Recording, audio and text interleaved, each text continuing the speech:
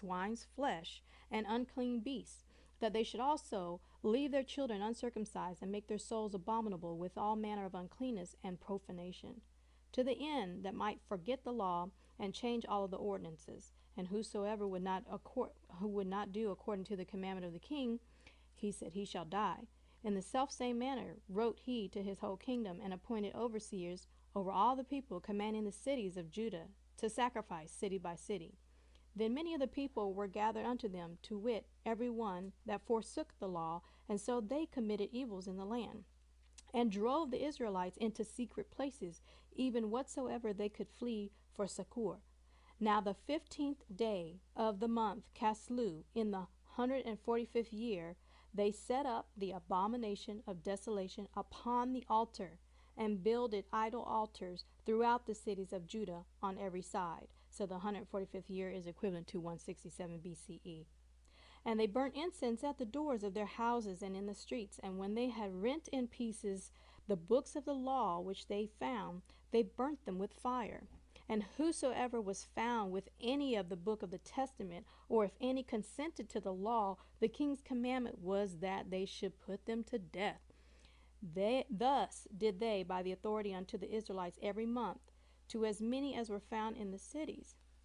Now the 25th day of the month they did sacrifice upon the idol altar, which was upon the altar of God. At which time, according to the commandment, they put to death certain women that had caused their children to be circumcised, and they hanged the infants about their necks, and rifled their houses, and slew them that had circumcised them. Howbeit many in Israel were fully resolved and confirmed in themselves not to eat any unclean thing, wherefore they chose rather to die, than they might not be defiled with meats, and that they might not profane the holy covenant. So then they died. And there was great wrath upon Israel. So we're going to stop there. So that kind of gives you the timeline when Antiochus Epiphanes came on the scene. There's that 7-year time frame, or that 1 week. So you got the first 69 weeks, and then you got a break in between, and then you've got Antiochus Epiphanes come on the scene, and he declares this decree, and that goes on for about 7 years. And that is where the 1 week that is missing is the total of 70 weeks. So there's, like I said, there's that two school of thoughts, where you've got Gabriel, who says that there would be the 70-week time frame. First you got the 69 weeks, and then comes up the coming prince, who comes on with the people, because everybody was in cahoots. Even the Israelites was in cahoots with this evil new religion that came on the scene that Antiochus has established, and he made that covenant with them. And that went on for the 1 week time frame. He desolated the temple. Okay, so that's where this time frame comes in. You have to add it all together. And then the last reference here that I have is 2 Chronicles, and let me go into that. And that starts at chapter 36, verses 15 through 21. It says, And Yah, Elohim of the fathers, sent to him by his messengers, rising up early, and sending them, for he had compassion on his people and on his dwelling place. But they were mocking the messengers of Elohim, and despising his words, and scoffing at his prophets, until the wrath of Yah arose against his people, until there was no healing. Therefore he brought against them the king of the Chaldeans, and he slew their young men with the sword in the house of their set apart place, had no compassion on young man or maiden, or on the aged or the weak. He gave all into his hand, and all the utensils from the house of Elohim, great and small, and the treasures of the house of Yah, and the treasures of the king and of his leaders, all of these he brought to Babel, or Babylon. And they burned the house of Elohim, and broke down the wall of Jerusalem, and burned all its palaces with fire, destroyed all of its valuable utensils, and those who escaped from the sword he exiled to Babel, where they became servants to him and his sons, until the kingdom of the reign of Persia, which is when Cyrus comes on the scene, in order to fill the word of Yah by the mouth of Jeremiah, until the land had enjoyed her Sabbaths. As long as she lay waste, she kept Sabbath, until 70 years were completed. And so there you have it.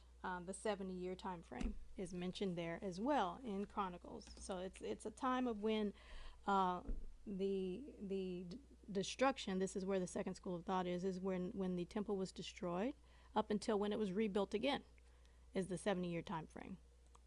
All right, so now just so that we can go into this just a little bit more regarding the discrepancies that we're seeing. There is a discrepancy.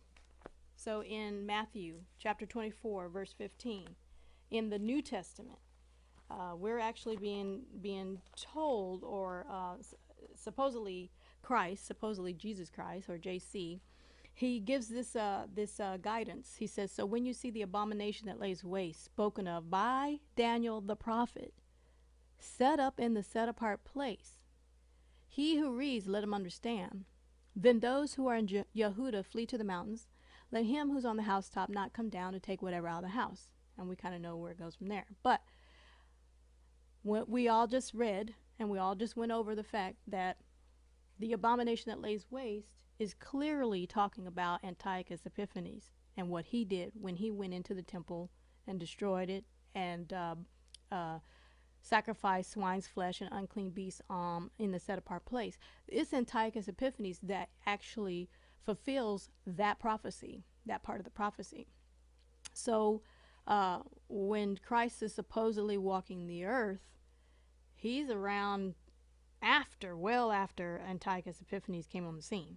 Antiochus Epiphanes did this in 167 BCE. Christ is supposed to be on the scene. He was born from 0 AD to 33 AD. So in between that time frame is when he walks the earth. That was well after 167 BCE. So how is it that it's a prophecy to wait and see when the abomination lays waste, spoken of Daniel the prophet, set up in the set apart place, because it already happened. There is no prophecy of waiting for that to happen when it already happened. So this is a discrepancy. This is an insertion. This is a deception. This is a lie. Something that we need to really look into and really give some meditation and some thought into as to what really happened during this time frame and why this was being brought up in the New Testament.